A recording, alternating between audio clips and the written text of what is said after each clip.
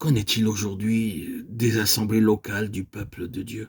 Les temps et les conditions ont grandement changé depuis les jours du Nouveau Testament, tout au moins en ce qui concerne le monde occidental.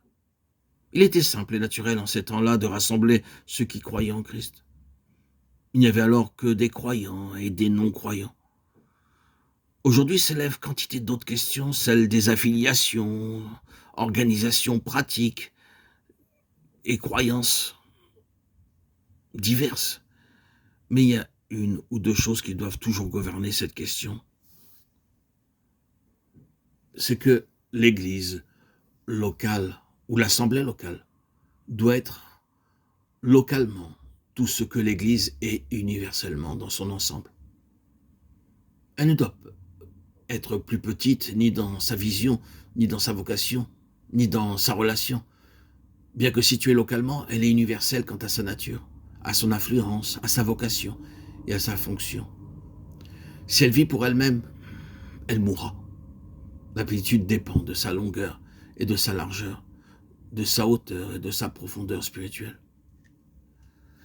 L'Église locale est l'environnement d'éducation spirituelle en vue de l'utilité pour le Seigneur.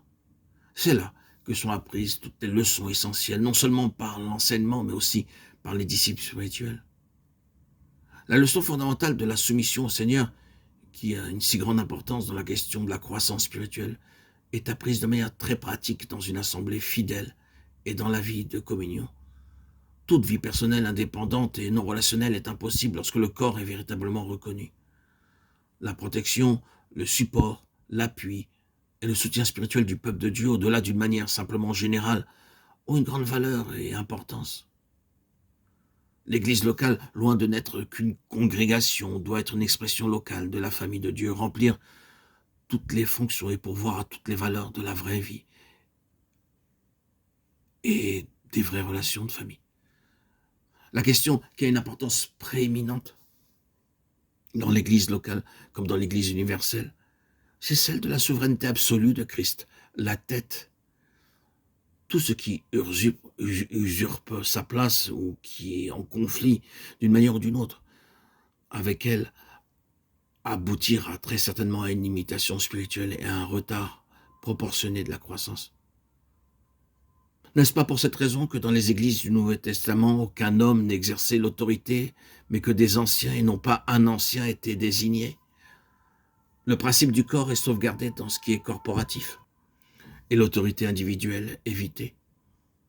À Antioche, le Saint-Esprit parla à une compagnie de représentants qui avaient ensemble une responsabilité spirituelle. Les anciens sont représentatifs. Il s'agit d'une mesure spirituelle et non ecclésiastique.